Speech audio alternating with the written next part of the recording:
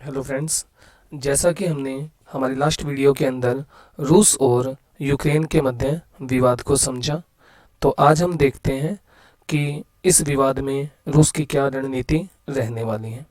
तो सबसे पहले हम समझते हैं कि 1991 के अंदर जो सोवियत संघ था उसमें कौन कौन से देश शामिल थे, और इसके विघटन के बाद ये 15 देशों में टूट गया, जिनमें Estonia, Latvia, Lithuania, Belarus, Moldova, Ukraine, Georgia, Armenia, Azerbaijan, Uzbekistan, Turkmenistan, Tajikistan, Kyrgyzstan, Kazakhstan और खुद रशिया शामिल है।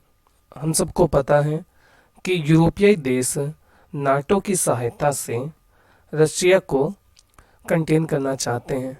तो यदि यूक्रेन अगर नाटो में शामिल हो जाता है तो सबसे पहले हमें ये जान लेना चाहिए कि उन 14 देशों में से जो रशिया के अलावा यूएसएसआर से अलग हुए, उसमें से इस्टोनिया, लातविया और लिथुआनिया पहले से ही नाटो के सदस्य हैं।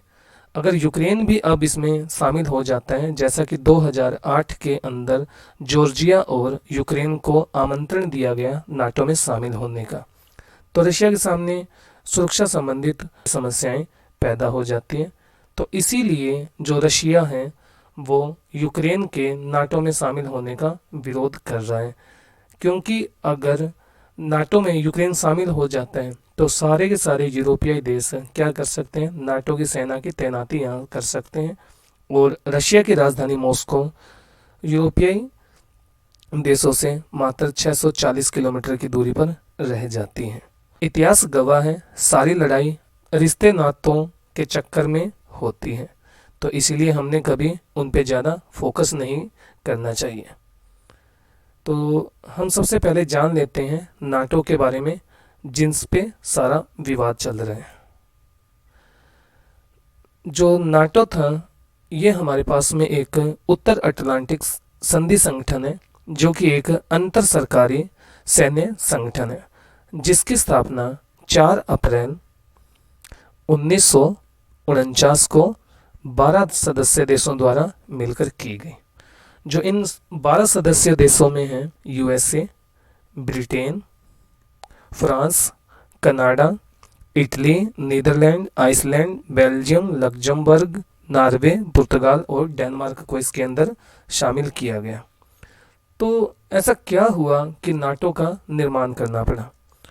जैसा कि हमने इतिहास के अंदर पढ़ा है कि सेकेंड वर्ल्ड वॉर के दरमियान यूएसएसआर ने पूर्वी यूरोप से अपनी सेनाओं को हटाने से इनकार कर दिया और अंतर्राष्ट्रीय संधि का उल्लंघन कर 1948 में बर्लिन पर नाकेबंदी कर ली।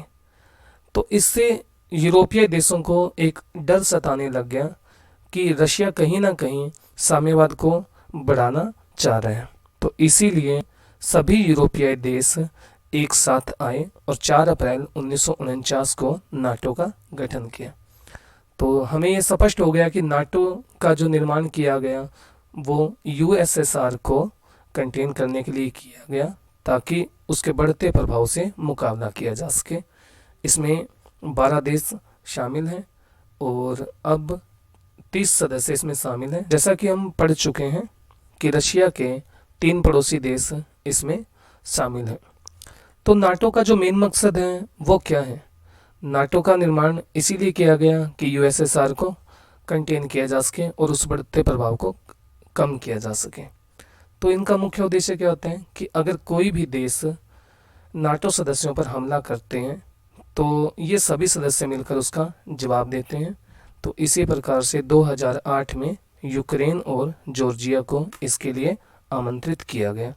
तो अब हम उन 29 देशों को देख लेते हैं जो अभी वर्तमान के अंदर इसके सदस्य हैं।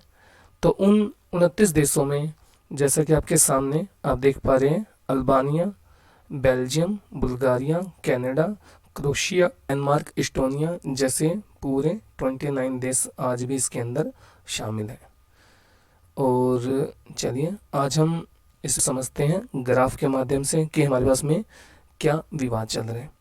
जैसा कि आप स्पष्ट रूप से देख पा रहे होंगे कि जो ये ब्लू कलर के आपको साइन दिखाई दे रहे हैं, तो ये सारे का सारा नाटो का प्रसार है। और रशिया इसका विरोध क्यों कर रहे हैं? क्योंकि आप देख सकते हैं कि ये हमारे पास में बेलारूस है और यहाँ पे यूक्रेन है और ये मालदोवा है। तो ये कुछ एक ऐसे एरिया हैं जो अभी भी नाटो के प्रसार से वंचित हैं। अगर नाटो यहाँ आ जाता है, जैसे कि हमने पहले देखा, तो यहाँ पे रशिया की राजधानी मॉस्को कुछ ही दूरी पर रह जाएगी। तो इसीलिए रशिया इसका विरोध कर रहे हैं। अगर हम देखें तो यदि हम इसको देखें तो हमें स्पष्ट रूप से ये पता चलेगा कि रशिया के जो कंसर्न है कहीं ना कहीं जेन्युइन भी है। क्योंकि अगर एक तरह से ये देखा जाए कि जैसे चाइना अपने सेना को पाकिस्तान के अंदर, नेपाल के अंदर और श्रीलंका के अंदर लगा देता है, तो क्या इंडिया उसके अगेंस्ट नहीं जाएगा? तो हम कॉमन सी बात कह सकते हैं कि हाँ, इंडिया उसके अगेंस्ट जाएगा। तो अगर यही बात रशिया कर रहा है तो उसमें क्या गलत हो सकता है? तो इसीलिए, क्योंकि बेलारूस अभी भी रशिया के प्रभाव में है और यदि यूक्रेन नाटो के प्रभाव में आ जाता है तो कहीं ना कहीं रशिया की मुश्किलें बढ़ती जाएगी। रशिया की सेना यूक्रेन के खार्किव, चार्निविल, लोहांस्क और डोनेस्क में एंटर कर चुकी है और इन पे अपना कब्जा भी कर लिया है। रशिया के द्वारा लोहांस्क और डोनेस्क को पहले ही मान्यता दी जा चुकी है और रशिया की रणनीति यह रहने वाली है कि यूक्रेन को एक लैंडलॉक कंट्री में तब्दील कर दें और नाटो की सेना अब ब्लैक सी में ना आ पाए। तो रशिया क्या सोच सकता है कि यूक्रेन को इस जगह से और इस जगह से काट दिया जाए ताकि यह एक लैंडलॉक कंट्री में बन जाए।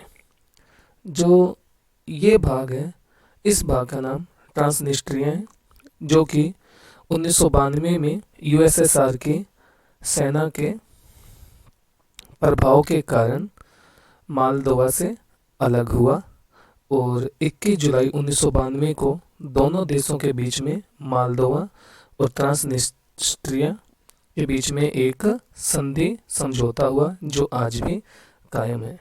तो अब रशिया की सेना यूक्रेन के कीव में एंटर कर चुकी है और रशिया भी अब नहीं चाहेगा कि युद्ध लंबा चले, तो वो जितनी जल्दी हो सके इस पर कब्जा करना चाहेगा, जिस प्रकार से 2014 में क्रीमिया पर कब्जा किया। अगर आपको हमारी वीडियो अच्छी लगी हो तो वीडियो को लाइक करें, शेयर करें और हमारे चैनल को सब्सक्राइब करें। धन्यवाद।